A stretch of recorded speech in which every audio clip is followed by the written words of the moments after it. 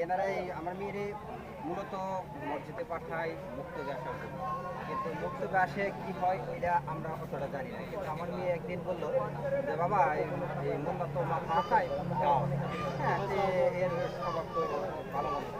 তারপরে থেকে আর কইতে আসা তাহলে আর মুক্তবে যাওয়ার কাজ নাই, করে না, পরবর্তীতে আর যায় না। কিন্তু এই স্বভাবটা তো মোল্লাদের হওয়া উচিত। এই স্বভাবটা ভালো, এই মোল্লাদের চরিত্র এবং ভালো হতে হবে। মাদ্রাসায় পড়তে গেলে, মাদ্রাসায় একটা জিনিস করতে গেলে সেই জিনিসটা এদের মানে চোখের নজরটা অন্যরকম হতে হবে। কিন্তু এদের নজর খুব একটা ভালো না, বা এরা একদম এক কথায়, হ্যাঁ মানে বাংলা কথায় বলে লুচ্চা।